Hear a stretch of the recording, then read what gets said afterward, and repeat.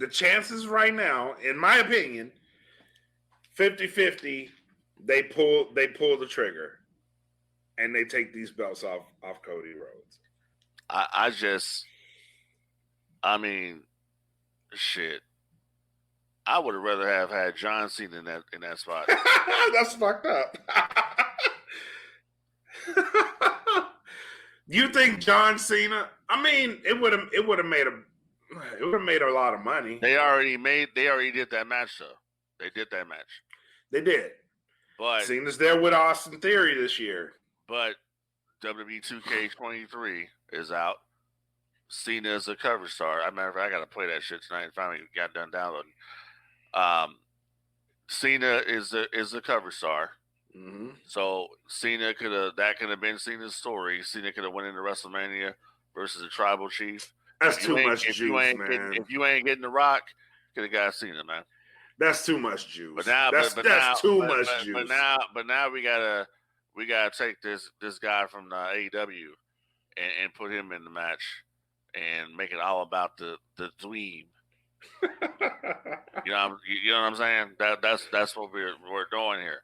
So I'm putting it out here right now that at WrestleMania, all right, I see the tribal chief continuing on with his fucking World Heavyweight Championship defenses. That's what I see happening. I see him retaining the championship. And with that being said, welcome to No Gimmicks.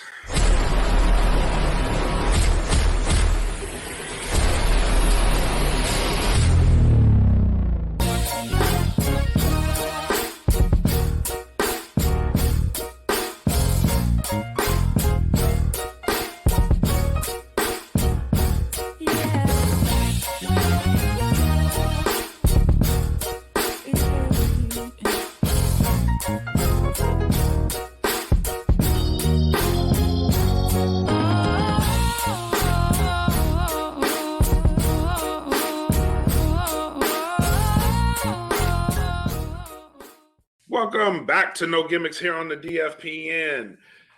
I am Blak Makk. That is Fabulous Frankie D. We are back in the building. We have an interview for this episode, so stick around.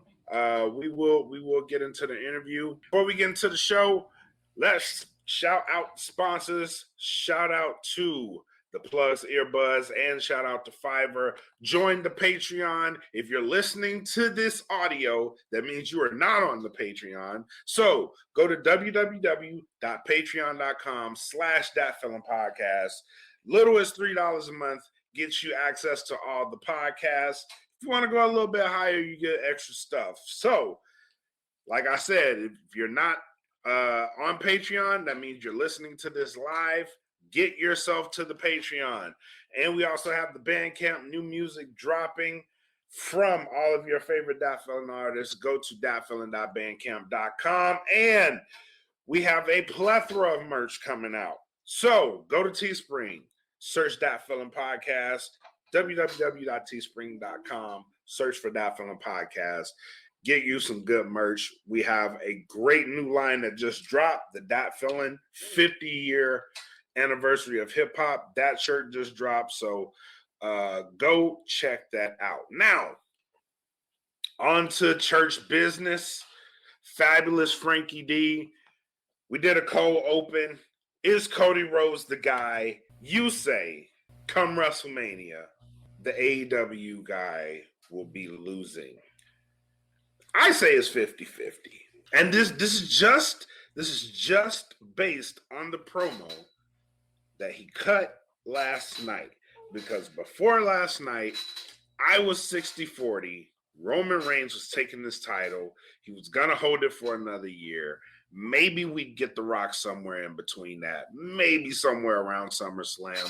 We still might, but we still might get a championless Roman Reigns going against a championless Rock for the title of Tribal Chief. That's my opinion. Well, I'm gonna sum it up for you like this, right? So I look at this matchup here with the Tribal Chief versus the AEW guy, simply put like this: it's like Halloween ends. Okay. Are we really going there? Yeah, we're going there. So it's kind of like Halloween ends. It's like when we went to the movies and we saw Halloween ends and we expected to see this big finale between Laurie Strode and Michael Myers, and then all of a sudden, this Corey Cunningham gets inserted into the situation.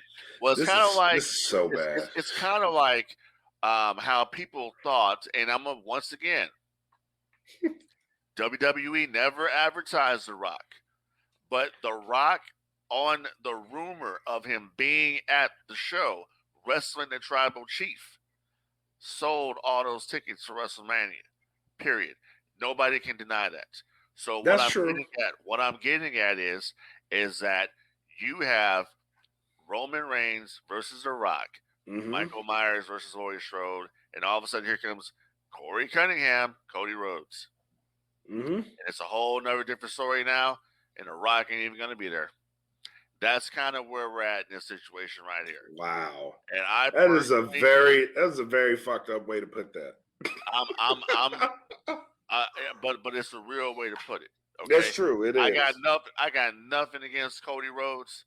I've seen Cody Rhodes' progression as a wrestler from when he started tag teaming with Hardcore Holly, and then when he was tag teaming with Ted DiBiase Jr., and when they hooked up with Randy Orton and they were the Legacy, and then when he went on his own, then he was Stardust, and dashing Cody Rhodes and all that shit. The Bullet Club, up until I've seen it all that he's done, right? But I don't see him as this main eventer that's going to go into WrestleMania. I don't see that, because the guy never even won the championship for the company that he helped create. So how much of that is a knock on him, though? It's a big knock, because why? He booked himself into a bad situation to where he says, "I will never challenge for the World Heavyweight title." Rhodes, sometimes you got to put your money where your mouth is. The bet don't pan out. Cody Rhodes didn't do anything significant in AEW other than the feud with his brother. He got a lot of young talent over. It was the feud with his brother, and then the stuff he did with MJF. That's the only thing that I remember Cody ever doing, because Cody wasn't there half the time. He had a feud. He had a feud with Anthony Ogogo. We all remember that. We went nowhere with that lame ass. It went nowhere. I have a dream speech. You know what I'm saying? He got Sammy Guevara over. Whatever. What I'm getting at here is that the guy left the territory. Okay, whatever reason he left the territory, came over to the whip. All right, and all of a sudden now we're supposed to say, okay, this guy is the guy. But what have you done to prove that you're the guy, other than going away for a few years, reestablishing yourself on the indies, creating this alternative brand? Now you're back in the WWE. That is a monumental achievement. That ain't shit. That is monumental. That ain't shit. You don't think when Hulk Hogan jumped from the WWF, did Thunder in Paradise, and jumped into WCW, he had already been the man, already had been the WWF champion how many times? Yeah, but we can't compare Cody Rhodes to Hulk Hogan. We're comparing it to what I'm saying. What have you done to be the man? Dude, the man brought us a whole new organization. No, let me jog your memory. Let me jog your memory.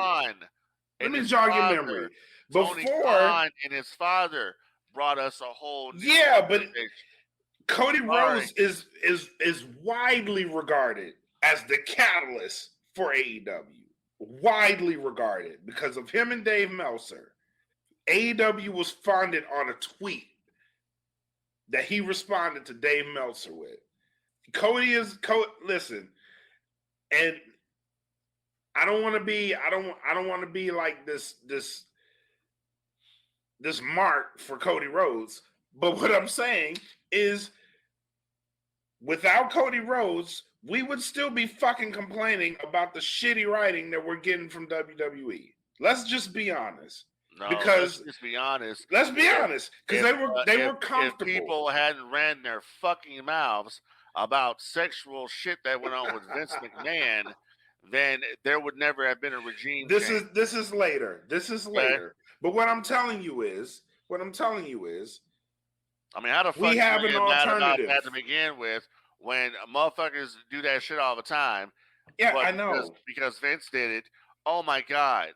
Yes, it's terrible. And he used company money. But we digress. What I'm telling you is we have an alternative because of Cody Rhodes. I would have took that Lotto money and did the same thing. Stop it. What I'm telling you is we have an alternative because of Cody Rhodes. There's an alternative. Now, we've gotten so comfortable in having an alternative that we're starting to shit on it again.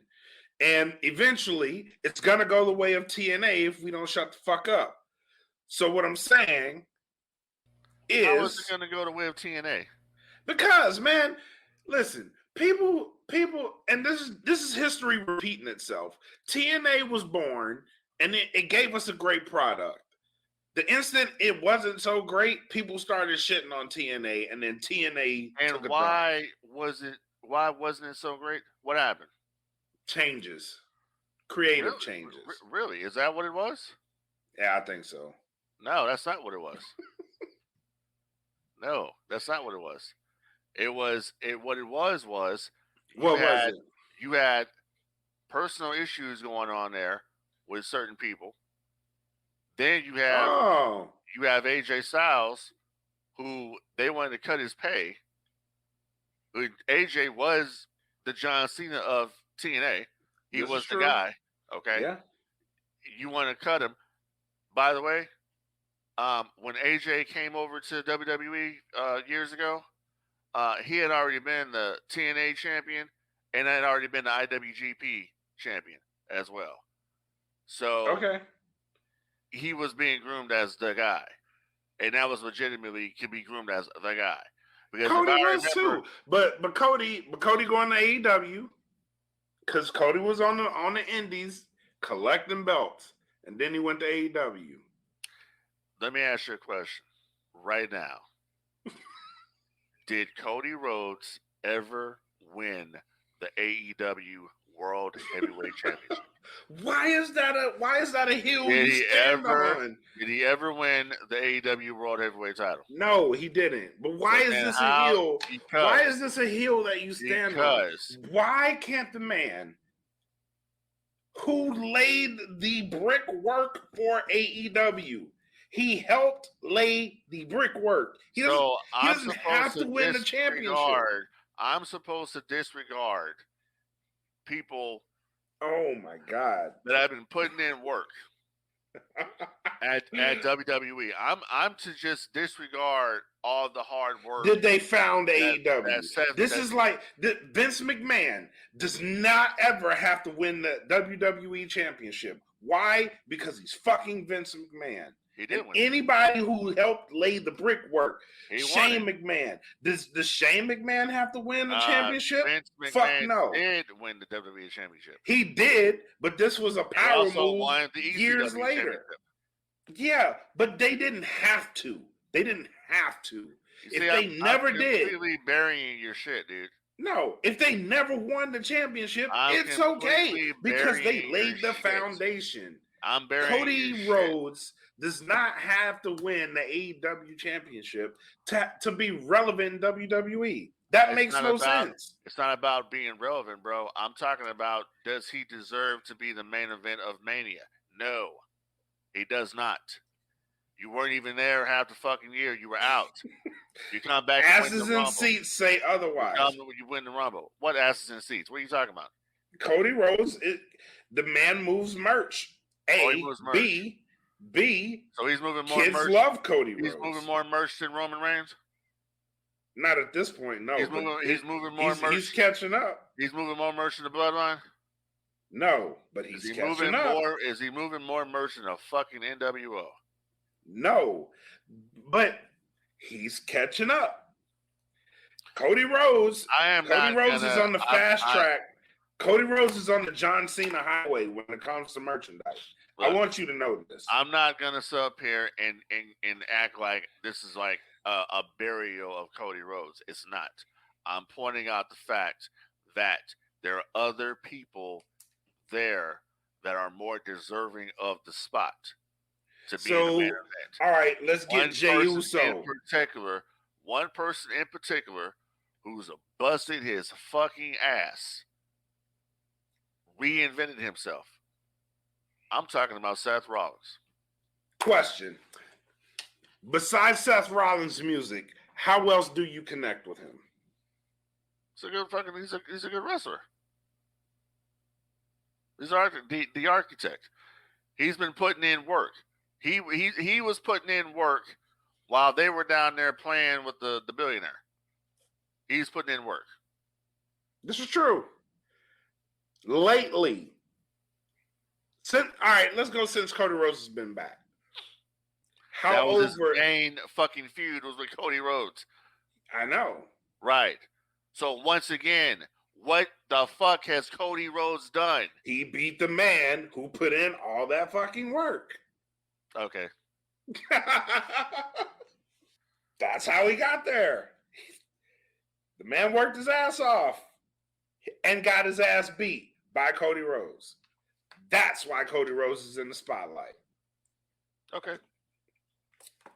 Any other questions? No, I just can't wait for I just can't wait for Cody to beat Roman, and then we have to hear the promos every week about how he did it for the dream. Again, I'm not totally convinced that they're going to pull that. I don't think they'll pull that trigger. I really don't. But I'm more inclined to say they will than they won't. So you think that the build up for WrestleMania so far is on par?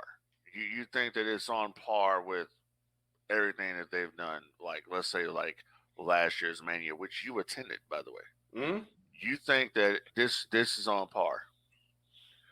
I think for what they were able to do with Cody Rhodes and Roman Reigns, I think they did it better than they did last year. Meanwhile, you do remember last year that Stone Cold Steve Austin was on that show. Yes. And where's the big superstar that's on the show this year? Well, you still don't know You may get Stone Cold again this year. I've been reading he is not interested. They've made him many offers and he is not interested. So I don't know about that one. Well, that was the case last year too. What's that? They made him offers last year. No, they made offers last year and he agreed to wrestle Kevin Owens. We already knew that was happening. Yeah, but they want him to wrestle LA Knight this year. He has no interest in that. Yeah, that's true. They wanted him to wrestle Roman. He had no interest. There's a bunch of shit. And again, if I were to go back to Royal Rumble and what I thought was going to happen after Royal Rumble, I would have told you the buildup was fire. They started fire, and I was excited for Mania because I thought I was gonna get maybe Cody Roman, which after the Rumble, we knew we weren't gonna get Rock Roman. We knew that. We said that in the building. We knew we weren't gonna get that. So at the minimum, I knew we were going to get Cody Roman. I thought we were going to get Brock Lesnar and Bobby Lashley. now it looks like we're gonna get Brock Lesnar and Omos, and I didn't really care too much about what they did last night. That's all Brock Lesnar. Yeah, that's all Brock Lesnar. Brock, he doesn't care about that shit. No, that's the match he requested. Is what I'm getting at. He did. He requested that. Yes, he requested to work with Omos. Yes. Really? Yes. Yeah, he requested that. He does not look enthused about that shit. He did not. He did not want. They wanted him to wrestle Bray Wyatt. He did not want to work with Bray Wyatt. He wanted to work with Omos. Huh. Kudos to him, but he does not look interested in that shit. Oh, I think the fact that he's showing up proves otherwise. Yeah, the fact that he's showing up is huge, but that's pretty much all him. That's what he wanted to do, because it's basically he hasn't wrestled anybody that size in a while since probably the Big Show. Yeah. So you can expect to see a ring collapse or some shit at Mania if they do something. Probably an F5 to make the ring break. Right. So this is all him. Now with Bobby Lashley, now that they're saying that Bray Wyatt might be out indefinitely due to an undisclosed injury and could be off the Mania card, period. Now you have Bobby Lashley in limbo. What's Bobby Lashley going to do now? Yeah, exactly. That's what I was going to get to. You have no AJ Styles in the card this year. Yeah. You know, so that's why I'm saying, like, this WrestleMania, I'm looking past this WrestleMania and looking towards the WrestleMania next year, because we need to try to go. We need to try to go to Philly. Yeah, well, we'll see about that. I ain't no Fresh Prince of Bel-Air. You know, we need to go to Philly. But we need to build this podcast to where we can hit a WrestleCon and go to Philly. Well, we'll see about 40. That. It's 40 years of WrestleMania. We got to go. Yeah, we'll see about that. We got to go. I'm manifesting this shit. Frank Dean will get his ass on a plane and go to fucking Philadelphia, and we will have a good time for WrestleMania 40. We shall see. And we will be hosting on WrestleCon. We shall see. We will get the graphics and everything. We're going to do it. We're going to do that. Well, hey, at least on this podcast, I don't have to lie and say I got some kind of health issue to gain fucking listeners. Like certain podcasts out there, but I'm not naming any names. For a motherfucker to have some kind of issue going on, you look healthy as a motherfucker. But that's all I'm gonna say. Oh shit! Don't forget, we got Mystii Marks coming on the podcast after this segment. So let's get into it, man. So we put up a bracket in the No Gimmicks podcast fan group. This bracket has caused quite a fucking stir. Well, hold on. The reestablished, rebranded No Gimmicks podcast group. Remember, the group had been archived for a while. Yes. And then all of a sudden one night I see that you activated the group and you reactivated. You said, "Oh, we're sorry." I ain't sorry for shit. I was, because I missed everybody. I'm not gonna front. I missed it. And then the fact that I couldn't talk about the Rumble experience, I felt the way. I'm not gonna hold shit. Look, that's all good. I ain't apologize for nothing. That's you all you want to. I ain't apologize for anything. You ain't gotta apologize. We put a lot into that group. We did. But now everybody's involved, so that's exactly what we want. So it's all cool. So, but I ain't apologize for shit. No, it's been good since we rebranded it, and we introduced more stuff to it. This bracket being one of them, and we got quite a bit of hits off of it. Yeah. Well, real quick. Yes. I'm noticing something in your background there. Is that a Uncle Howdy? Mask you Dude, got back this mask has been here since the Rumble. Like Jesus Christ. Yes. You got that? You got a mask for that fucking botch? Yes, I did. That I got it botch? before. Now, keep in mind, I got it before the botch. I didn't know the botch was happening. I see.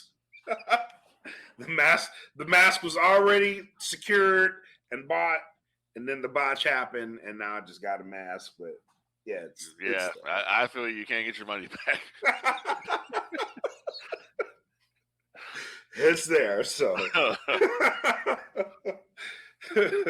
But yes. But yeah, you created a bracket. You know, we're in March, so it's kind of like a March Madness kind of thing situation. Yep. You created a bracket, and this bracket caused so much controversy.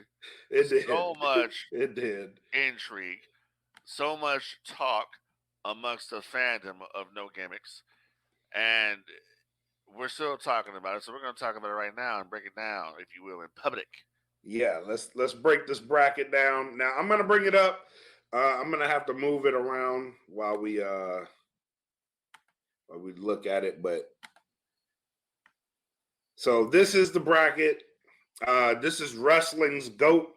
Now, the criteria, the criteria of this, I really just went on a whim, right? And I wanted to go off Impact, Impact, popularity, and what else did I have? Championships, I think, was part of it too. Except for Roddy Piper. Like there were cases where people didn't win the big one, but the impact was big enough to where I put them on the list. Because they did mean something to the game. So yeah, I ended up putting them on there. People like Scott Hall. Scott Hall never won the big championship, but it's fucking Scott Hall. Rest in peace. Today's the actual 1 year anniversary of his passing. Rest in peace, Scott Hall. But yeah, people like him, I had to put him on there because his impact is huge. Like without Scott Hall, a lot of your favorite stars that are actually on this fucking list probably don't have as long as a career with the height of the popularity that they had. So Scott Hall's impact was monumental. But so the Mount Rushmore that I ended up coming up with, and I broke this down in the seeds. So number 1 was Hulk Hogan. Number 2, Ric Flair. Number 3, Bruno Sammartino. Number 3 was Stone Cold Steve Austin. Number 4 was Bruno Sammartino. And people immediately hitting me up like, why the fuck is Bruno Sammartino at number 4? And you have Rock at number 5. Well, in the grand scheme of things, Bruno Sammartino probably needed to be higher than Ric Flair for the length of time that he held the championship belt. I agree. That he should have been up. He should have. He probably should have been number 2. Yeah, he probably should have been number 2. Mm-hmm. Just because of, and I knew dealing with wrestling fans, like a lot of the people that hit me up about this list weren't in the age range of like a Bruno Sammartino or a Harley Race, and they weren't around for those days and to see the impact. But wrestling fans know. wrestling fans know. So let's start with Hulk Hogan versus Mick Foley. Mick Foley won. I'm sorry, Hulk Hogan won that. I voted for Mick Foley. Hulk Hogan won that one. Dusty Rhodes versus AJ Styles. Dusty Rhodes handedly beat him. Right now, we're still tied. Andre the Giant versus Bryan Danielson. So, how do we want to break this tie? We can break the tie by I can go by simply one saying one thing that'll break that tie. I'm going for Andre. I'm going for Andre as well. All right, then it's settled. I was going to just say that there's only one thing that needs to be said, and that is Hulk Hogan versus Andre the Giant on the main event. That big ass rating they pulled for the WWF Championship still stands to this day. Yes. That's all you need to know. Yep. All right, so Andre the Giant takes that one. Undertaker Roman Reigns. Undertaker washed him. This was a washing.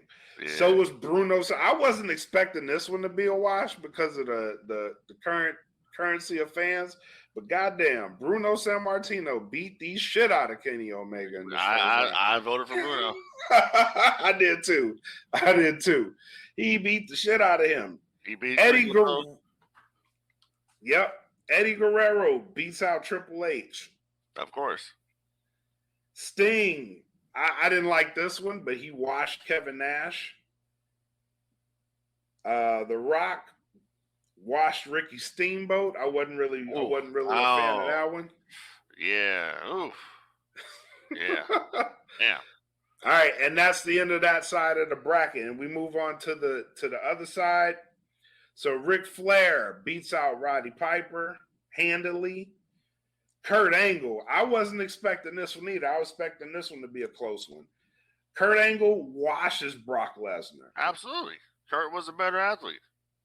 Yeah, this is true. Shawn Michaels beat out Rey Mysterio. I voted for Rey. I voted for Rey Mysterio.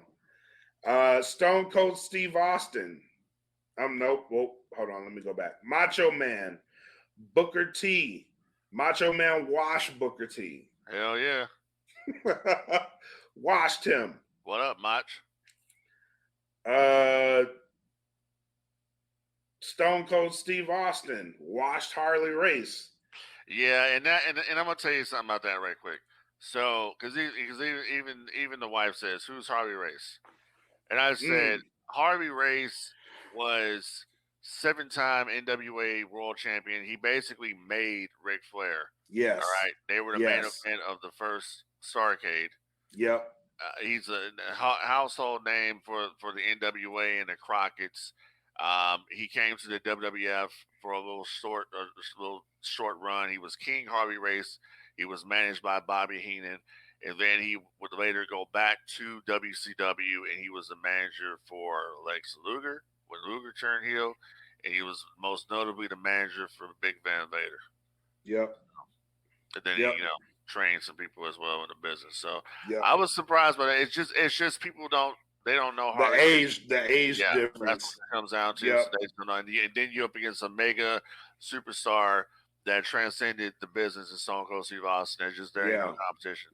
Yeah, which there's a lot of Harley Race and Stone Cold too. So Stone Cold would tell you Harley Race is better than him. Yeah, yeah. All right, here's my shocker. Here is my shocker of the bracket right now. Randy Orton versus Bret Hart. Bret Hart washed Randy Orton. Absolutely. I wasn't expecting that. I was expecting it. You have a Bret Hart, the excellence of execution, the best there is, the best there was, the best there ever will be. All right. The guy, he did it all in the business. Bret went out there. When Bret went out there and wrestled a match, I don't care what match it is. Doesn't matter if it was when he was a part of the Hart Foundation or when he was singles. Bret went out there and he made this shit look real. You would watch a Bret Hart match, you would think Bret Hart's in there whooping this dude's ass for real. For real, yeah. You know what I'm saying? His movements were so fucking fluid. Yeah, his stuff looked so good. Yeah. Best match I ever saw him, man. And honestly, the guy he was wrestling was actually hurt, but they still went out and pulled it off. SummerSlam 91, Intercontinental Championship, Bret Hart versus Mr. Perfect. Oh, yes. Yes. That match was phenomenal. Followed by Bret versus Davey Boy, SummerSlam 92, Wembley Stadium. Yeah, I was about to say, is that Wembley? Yep. Yeah. Yeah, I can't ever fault Bret Hart having a bad match unless it later years when he went to WCW, he just wasn't motivated anymore. But yeah, it wasn't his fault. It was the actual people he was working with. yeah, You true. know what I'm saying? So that's what I put. But I voted for Bret. Hell yeah, Bret Hell Hart. yeah, me too. He Yeah, washed Randy Orton too. yeah. But I like Orton. Yeah, me too. I like Orton. I And think everything that this Orton one, does is fluid. Orton is fluid. Everything yep, he does looks crisp and his clean. facial Yeah, he expressions. got it. So I mean, Yeah, yeah, it's just, it's just it's just the nostalgia in me because I grew up with Bret Hart. yeah, You know what I'm saying? yeah. So I'm gonna go with Bret. Yeah, me too. I went with Bret. And this one was the one that caused a lot of this one, everybody in the group was like, come on, man. First round, these two? Like, yeah, man. Yeah. yeah. This bracket ain't no joke. This is a no gimmick bracket. You pick it. So yeah, man, it was good. Here's my other shocker. You ready for this? Go ahead. Chris Jericho versus Scott Hall. Who you think won? Probably Jericho. Scott Hall. Oh, Scott Hall won. Yeah. Oh, good. I voted for the bad guy. So did I. Scott Hall won. And then John Cena washed Goldberg. But you'll I hear. gotta say something. Go ahead. Go ahead. I gotta say something about this real quick. All right.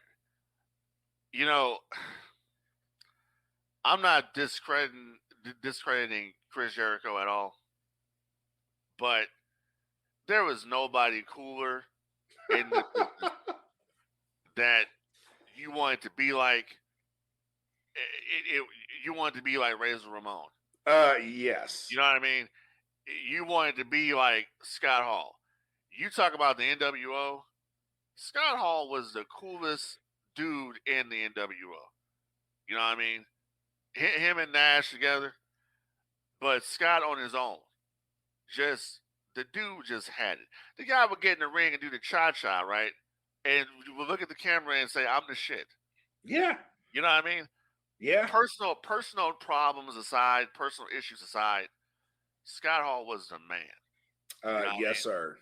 Scott Hall was another one. Scott Hall had the best right hand in the biz that I've seen. I told you last podcast about how I felt about him versus Stone Cold at WrestleMania. Yeah. Now moving on to the second one here, John Cena Goldberg. I think people seem to forget just how massively over Goldberg was. You know what I mean? Goldberg was the man at one point in the business. It was a short run for WCW, but Goldberg was up there with Austin as far as popularity goes. This is true. I mean, he was moving merch. Goldberg was the golden goose that was laying all the golden eggs at WCW until they killed the streak. You know what I'm saying? So I think with John Cena and Goldberg, I think with Cena, Cena had a longer career. We saw Cena come in. Cena was the prototype. Then he went on to the Doctor of Thugonomics and all that shit that he did. Yeah. But people just seem to forget the impact that Goldberg had in the business. Goldberg wasn't a fly-by-night type of situation. No. Goldberg was the man. You know what I mean? What's funny is I had this exact same conversation with Mystii Marks, which you guys will hear it. You'll hear it. But she said the same thing. Like people forget, like Goldberg was that guy at one point. And I was like, yeah, Goldberg would literally, like, people forget Goldberg would smash his head up against a locker, give himself a concussion, then come out there and end that bitch in 2 minutes, and then go right back to the locker room. You know what I mean? Like, the shit was insane. Cause you'd be like, man, this motherfucker, he damn near knocked himself out. Came out here, speared somebody, jackhammer, going right back to the back. He was legitimately the man. This guy would go out there and do his thing on Monday Nitro. He would have maybe a 2 or 3 minute squash match, and the people were still chanting for this guy when they came back from the break. All right, Yeah, there was true. no phenomenon in the business like Goldberg, and True. you saw that kind of in WWE a little bit in his first run, but they just didn't see him in that, and it was around the same time of the Reign of Terror for Triple H. So people seem to. I think a lot of Goldberg's history kind of gets looked over. You know, it just kind of gets glossed over. Especially with his later years. Yeah. So I think that's what people say. Like maybe Goldberg stayed around too long, but how can you say that when Ric Flair just had his last match? You know what I'm saying? So.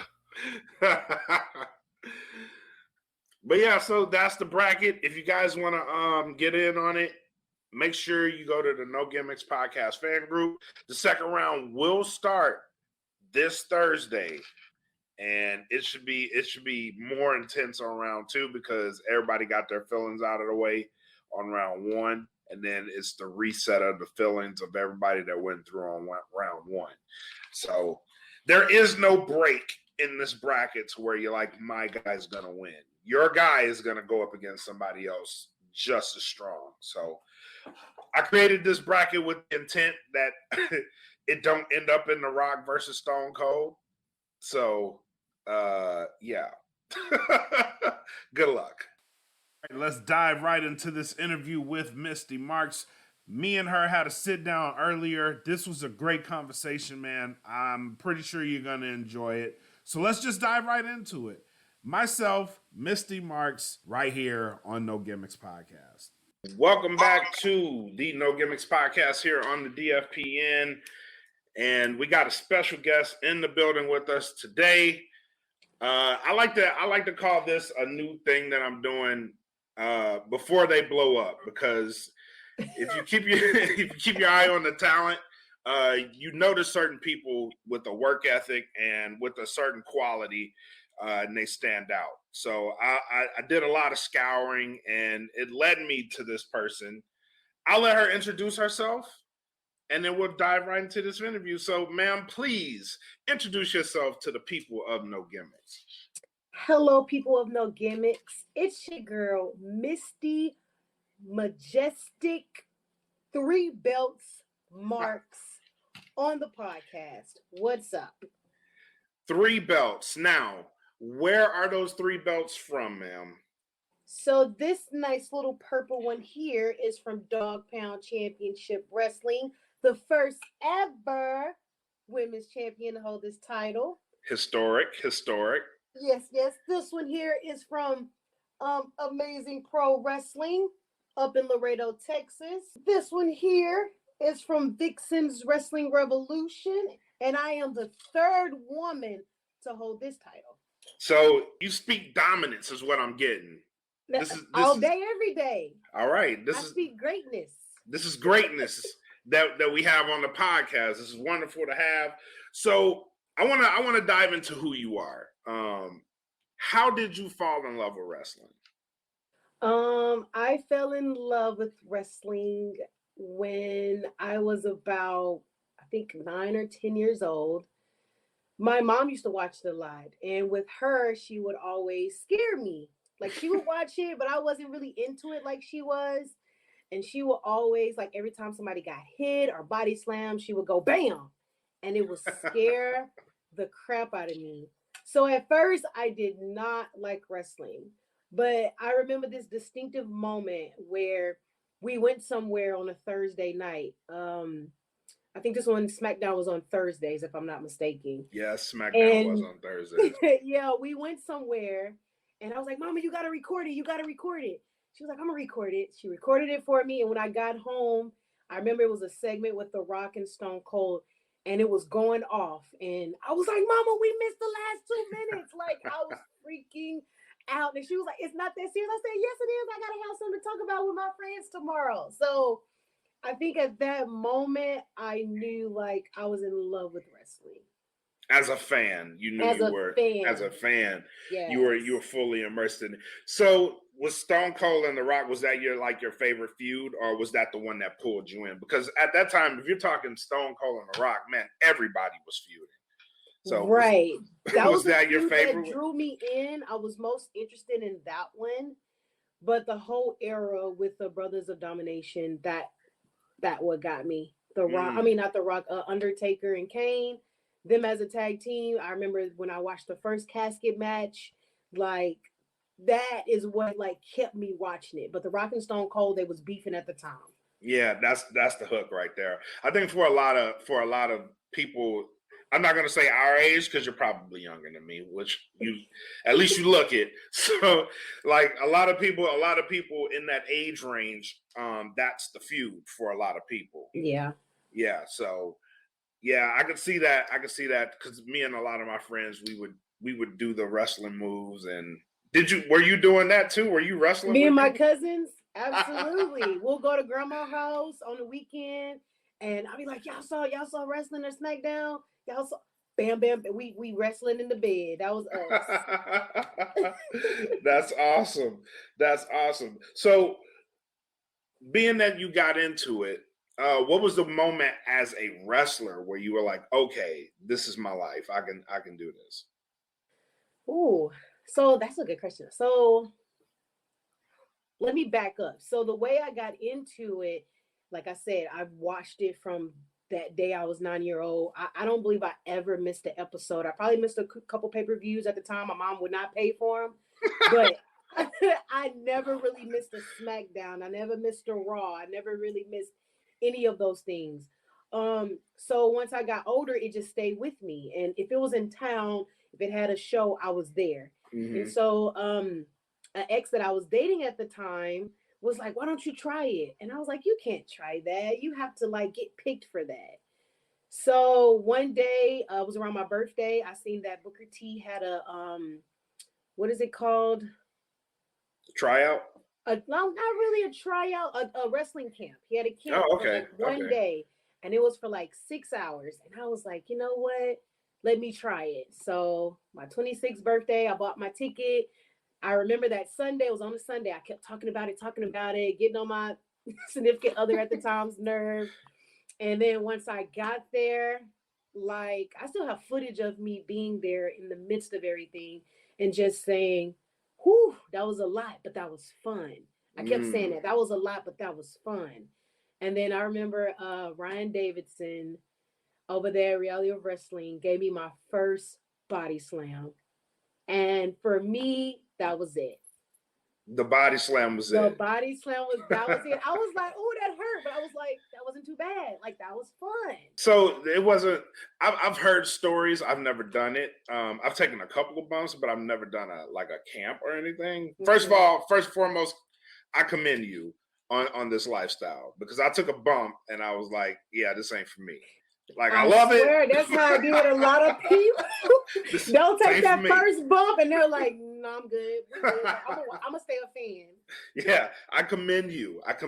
You have all of my respect because that is hard to do and then do it repetitively, like constantly over and over and over. Yeah, on purpose, over and over. That is a really hard lifestyle. You started Reality of Wrestling, which Booker T is a really good look. Yes. Who did you model yourself after, or was it just something like, you know what, I'm just going to pick up the pieces and learn as I go, and this is going to be my style? Or did you see a wrestler like, I want to be like this person, let me model my style after this person?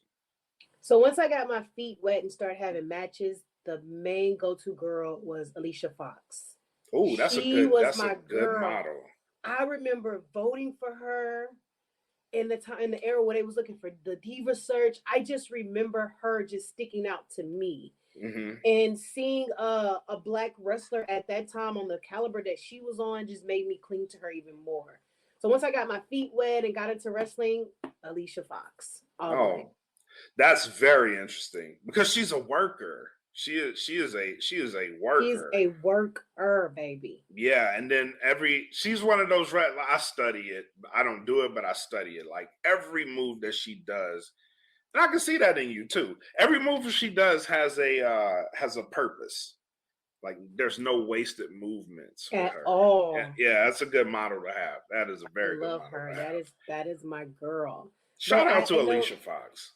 yeah, shout out to Alicia. I love her. I swear I mention her in like every podcast. But as I'm growing as a wrestler, being under Jazz and Rodney Mack right now, my skill set is starting to mimic Jazz. Like the things that Jazz did is, with intent. It's with a purpose. Yeah. And she makes you believe that she's that bitch. I don't know if I can cuss, but she's that No, bitch. you can cuss. You can cuss. It's fine. So as I get developed in my career and just I'm starting to see Jazz in myself. Jazz and Alicia Fox, I think, is a great mixture of two Black female wrestlers that I idol. Yeah, Jazz alone is. I'll say this too. Jazz had one of the best WrestleMania matches of all time. That's high regard. That's high regard. I say this, and people are like, it gets overlooked so much because it followed in everybody's mind the greatest WrestleMania match ever. But it's one of the best matches, WrestleMania matches I've ever seen. Man, she's an icon. She's a freaking, I love that woman. She has given me so much in my career thus far. I believe she's one of the main reasons why I have 3 titles right now. Like, you can't say Mystii Marks without putting Jazz's name on it. That's awesome. That's awesome. And hell of a torchbearer. So I hope you take that torch and burn the city down with it. Man, I really do. I feel like she gave me the torch when I won this in her dojo. This is from Dog Pound Championship Wrestling. So I won it in her house, in her honor. Very, very proud of myself and what I've accomplished thus far. Without her, I would not be Mystii Marks. Awesome. So we noticed that you have the hardware. How is that feeling, knowing that you can be tapped, especially by a legend like Jazz? Like, you can be tapped to essentially carry a division or potentially a promotion. How is that feeling? I take all 3 of these companies with me. Like, I feel like with me being this, I have to go a step further. I have to do a step more. I have to be on my game. I have to train more. I have to have the mindset of a champion. Right. I have to have a mindset of, I'm that bitch.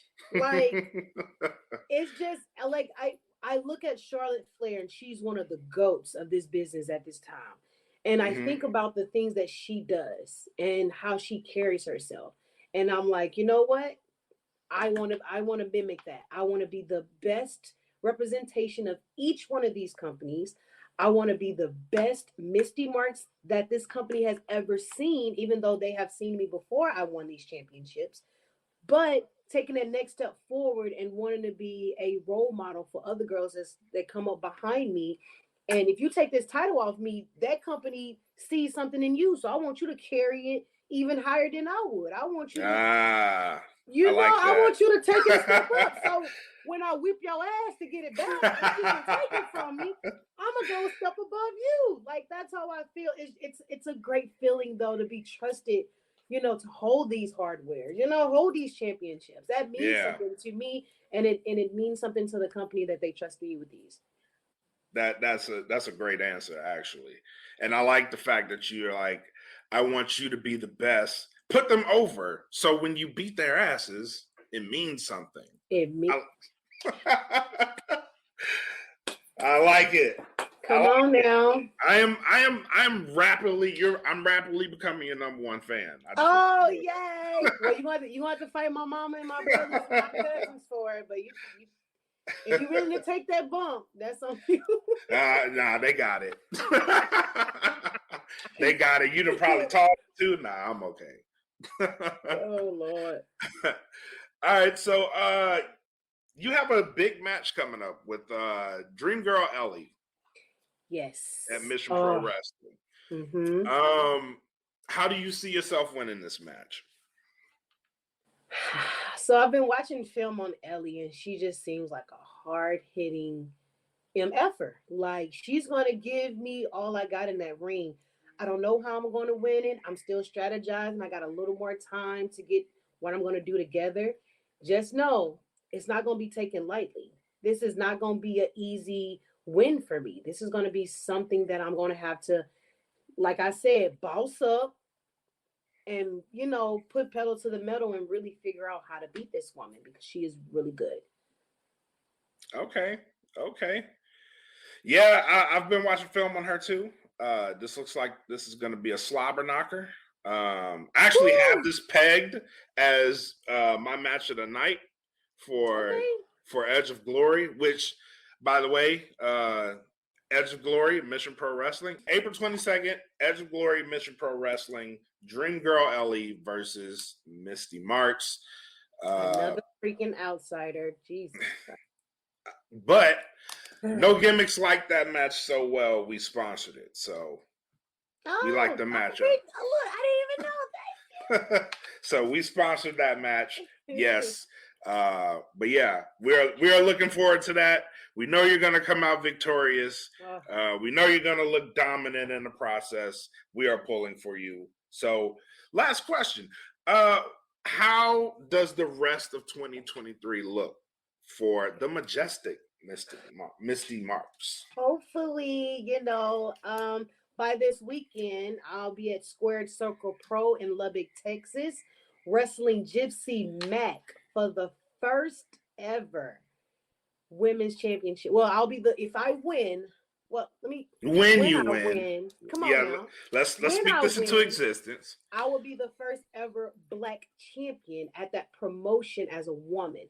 So whenever Gypsy Makk, if you listening, when I beat you on the 25th, not this weekend, but next weekend at Square Circle Pro at Jake's Back Room, Mystii 4 belts is going to be ringing in the ears of the world, and I can't wait.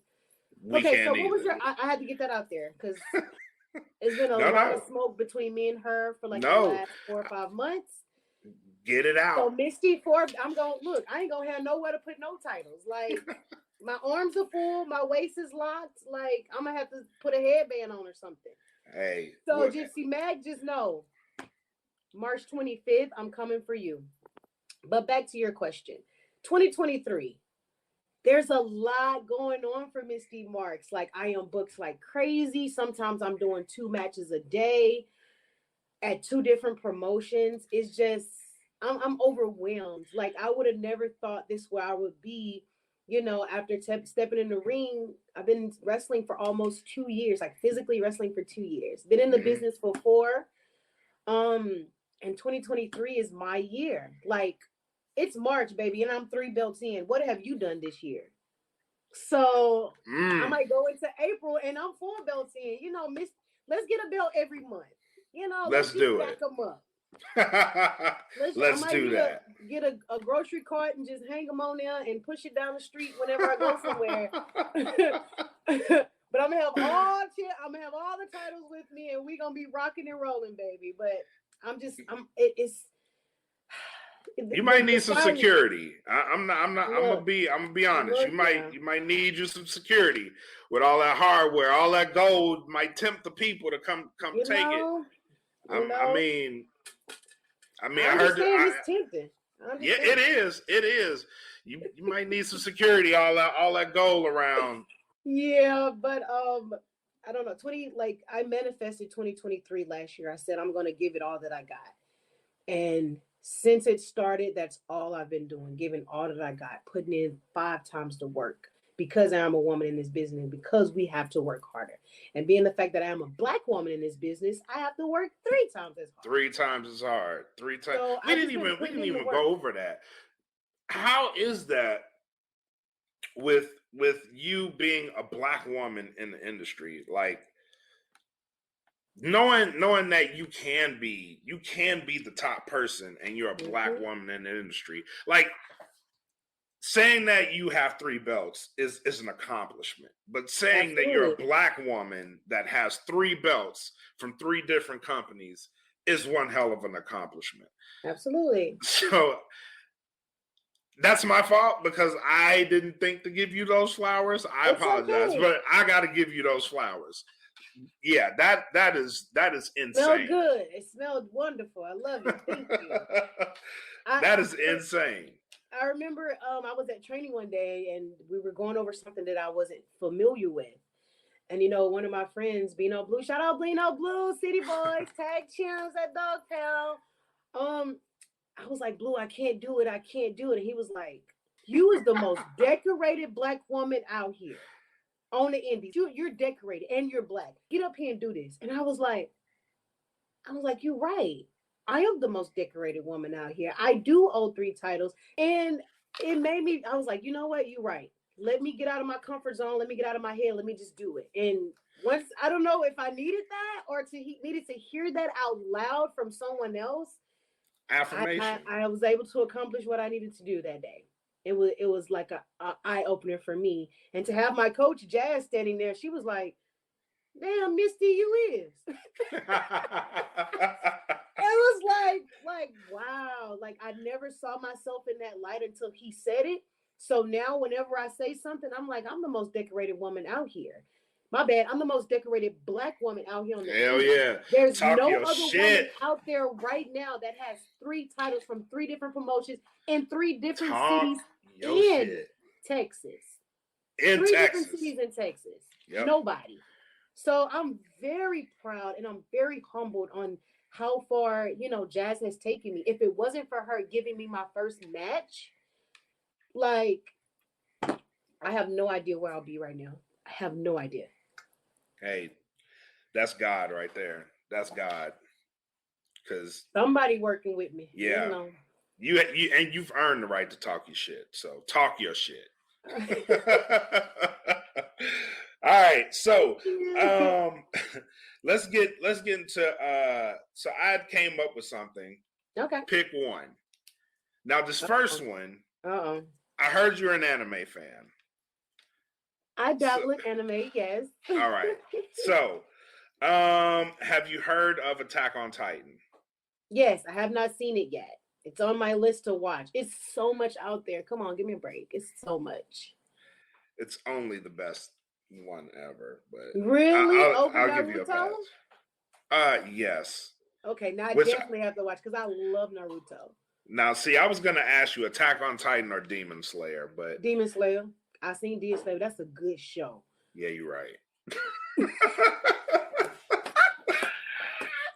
Demon Slayer is good. Like I binge watched that show in like one day. I could not turn it off. That show is good.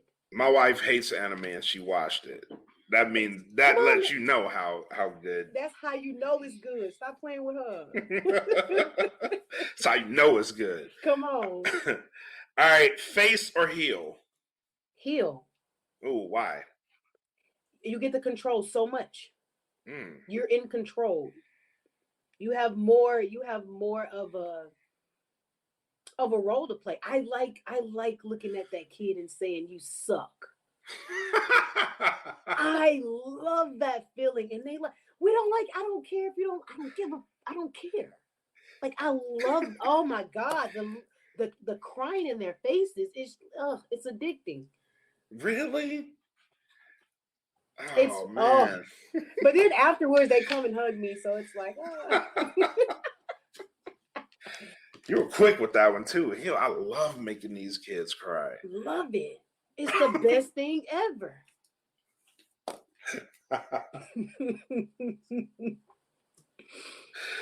Oh man. All right. Japan or Mexico, if you could go to either one. Japan. Oh. Why Japan? Because with Mexico, I mean, that's up the street. If I wanted to go, I can go walk. Japan, I feel like I'm being invited there. They want to see me there, and I can learn so much. And I can dabble in the culture a little bit too. So it's like a 2 for 2, Okay. Mm-hmm. Mansion or cabin? If I had to choose, I don't want a cabin either. That's the point.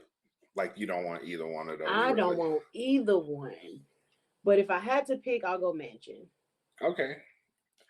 All right. And finally, so I sent you a bracket. Did you get it? No, you didn't? Oh, my goodness. Hold on. All right, so I'm going to bring up this bracket. Okay. Yeah, show me. And since it'll be your first time seeing it, Okay. we'll just go. And We'll I'm just very go good eye at checking my test. emails. I feel so bad. We'll just go eye test for this one. All right. So on this bracket, we're doing in no gimmicks. By the way, it is to determine the greatest of all time in the men's category, and we're doing it on wrestlers. So let me see if I can zoom this in. Yeah, make that a little bit bigger. Oh, now why you do me like that, though? Okay, All right. let's see.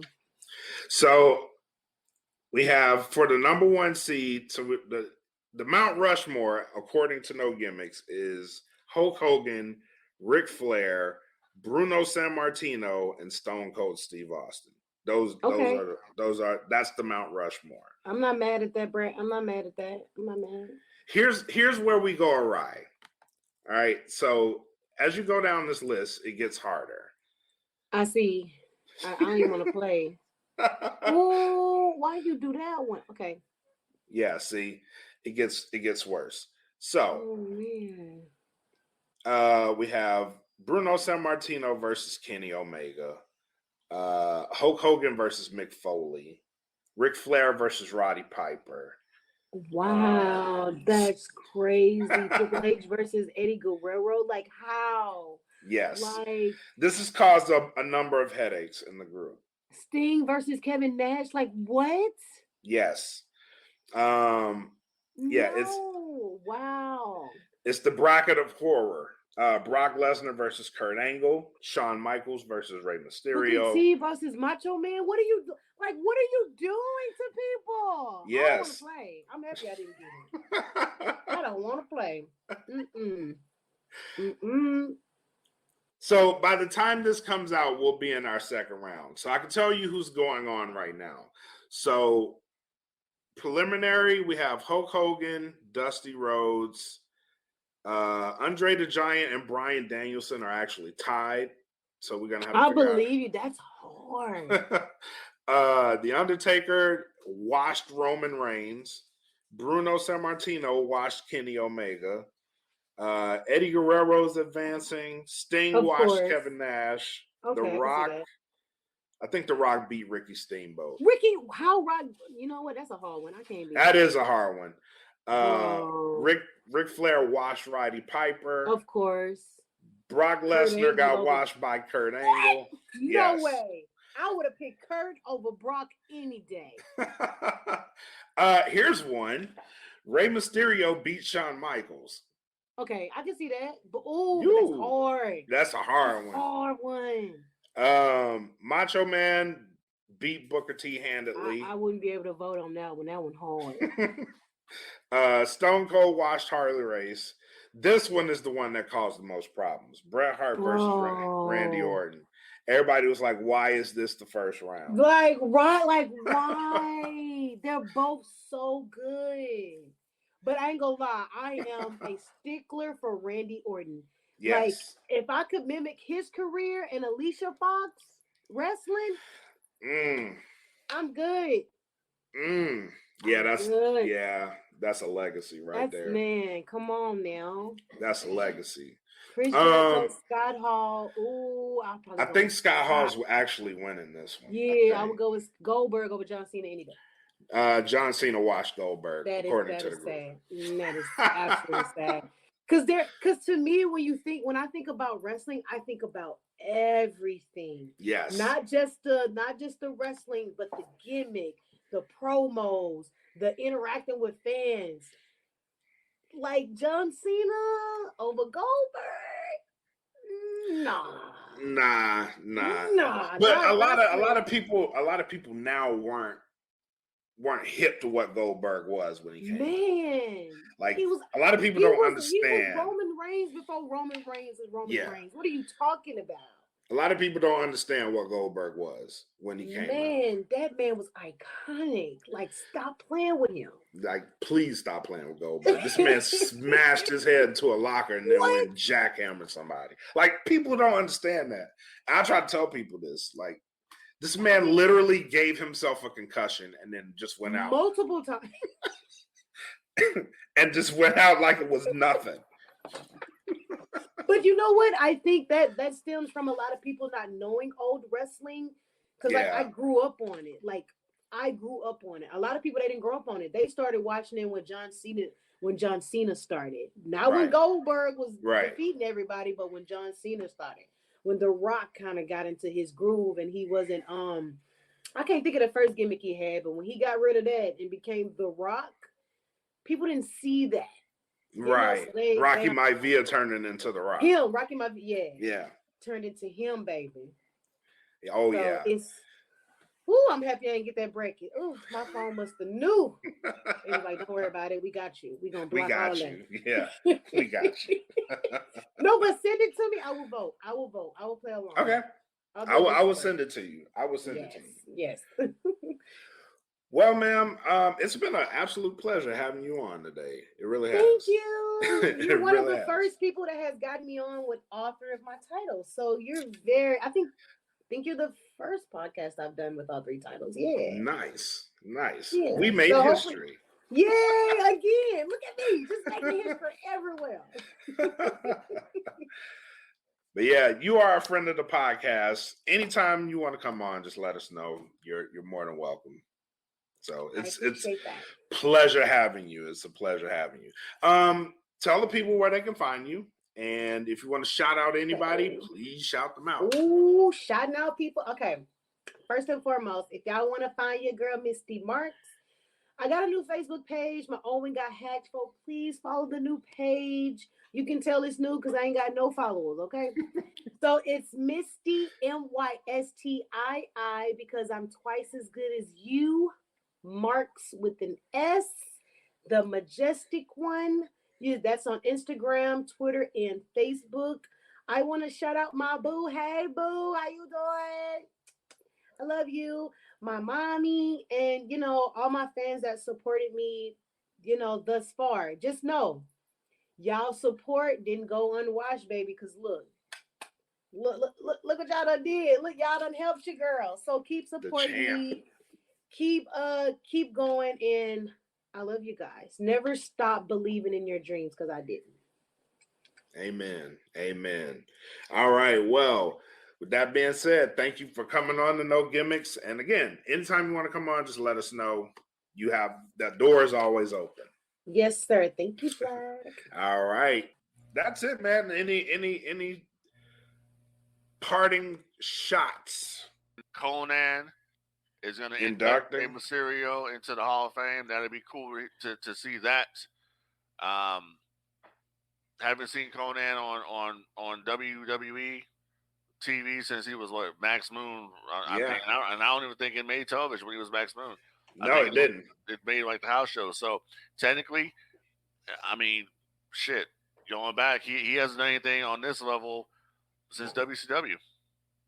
So to see him come back, well, he's been in AEW, but on the grand scheme of things, to actually go to the WWE to be a part of something like this, it's a very big deal. Yeah, it is. Here Conan come out there and put over Ray and everything, and I mean, who better than to induct him? And there's also rumors right now that Ric Flair is going to be the one to induct the Great Buddha into the Hall of Fame as well. Well, that's funny because Ric Flair is he's going to be on the bump on Wednesday, and he's going to announce the next inductee. It's going to be Keiji Muto. That's who he's going to announce. Yeah. That'd be awesome if he did. And there's also a rumor that Mick Foley got contacted to induct someone into the Hall of Fame as well. Mm-hmm. Nothing else on that front. But yeah, nothing else on that front. Also, real quick, the Bella twins are out. They are Garcia twins. The Garcia twins now, which their stock's going to go way down. They are no longer affiliated with the WWE. The two sides mutually agreed to part ways, which basically means WWE doesn't see any value in you anymore. So that's pretty much what I get from that. I'm glad What they value do they got have? their.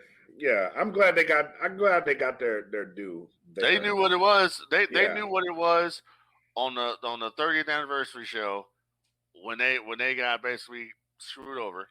Yeah, they knew what it was. They knew what it was. That's what I'm saying. Like WWE saw the value. I'm not disrespecting them or anything like that, or burying them.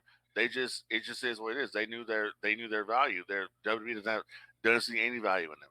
You have a whole roster full of fucking females there. Why do you need the Bella Twins? Especially when you got Lita there, you got Trish Stratus back, you got them out there with Becky versus Damage Control, and hopefully after this, they split Damage Control up because Bayley needs to be on. They need to. They need to. Yeah, that is those girls have no chemistry together at all. They just I don't know, and it's a failed experiment that they need to just let it go. It's a failed experiment, just like majority all the people that Triple H has hired back are failed experiments. Not moving the needle. I wouldn't say all. Really? I wouldn't say all. Now, really? Bronson Reed, I really do think fans are on some hate shit with Bronson Reed. Because Bronson Reed works his ass off. And he gets no reaction.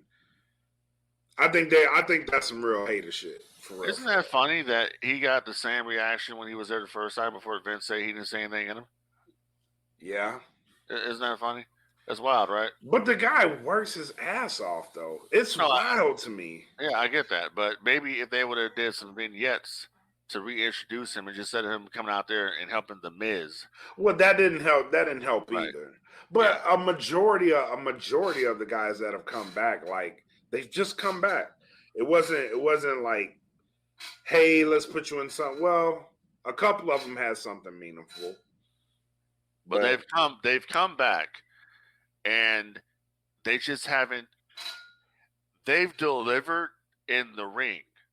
Yeah, are they delivering outside on the promos and I get that because Dexter Lumis is another one to where I'm like, he works phenomenal in the ring. He had a match Monday night, and I'm like, damn, Dexter, he has a really wide skill set that I really like. I really like what he does in the ring. I really did. But outside of it, I haven't seen him in a promo. He's been mostly quiet since he's been back. That's not working. Maybe he needs a manager, but you had him paired with Johnny Gargano, who just came back, and that really didn't work. Johnny Gargano's back in NXT, no one cares about Gargano. But that's what I'm saying. It didn't work. And a lot of these guys were just thrown back in there. They had something meaningful, but it didn't really hit. And then now they're just in limbo. There's one guy that came back, and I'm like, okay. And I'm like, okay. And really, even Bray, man. Bray came back in this, it fell flat. All I can say is Vince was right. Yes, it's wild. And it's people I want to like you. It's I want to like you. But for some reason, people act like Vince McMahon doesn't know what the hell he's talking about. The man didn't get to where he is by not knowing what the hell he's doing. How much of that, though, is just that? Because Vince fired him. Triple H brought him back. How much of that is all right, we know you're here because Triple H brought you back. Yay, you got your job back, but I don't know. I think if you were trying to show up, Vince, and say, I can do something with these guys that you couldn't do. Because here's the thing. That audience that was down there at NXT that saw the Garganos and the Dexter Lumises and the Candice LeRae's, they're not the same audience that watch your main shows. They don't give a shit about these people, and that's just what it is. That's true. That's true. A lot of these guys, but it's weird. It's weird to me Because the knock on the NXT guys used to be they come up from NXT and like Vince didn't do anything with them. But that's when people that's when we actually cared Right. about NXT. Right. Well, yeah, that too. The And now golden days of NXT. We don't really care about NXT like we used to. Exactly. Yeah, I get that. That's what it is. That's what it is. But other than that, I ain't got nothing else to say other than control the pet population, have your pets spayed or neutered, and that's it. Final thoughts. Make sure you guys subscribe to the Patreon. We got the run-ins happening every day after the wrestling show. So 5-10 minute set. Go check it out. Special thank you to Mystii Marks for coming in and joining the No Gimmicks podcast. She is now a friend of the podcast. We are also sponsoring her match with Dream Girl Ellie for Mission Pro Wrestling. So make sure you guys go and check out that event. No Gimmicks will be sponsoring that match. So shout out to her. Shout out to Mission Pro Wrestling. Shout out to Dog Pound Championship Wrestling. Shout out to Amazing Pro Wrestling for allowing your champion to grace our platform. Really, really great interview. Really do thank you for giving us your time. And I got nothing else. So for myself, Bread Like a King made us Kelvin K. Lee. For Frank D, thank you guys for joining us on episode 35 of the No Gimmicks podcast here on the DFPN. Come back next time. Peace.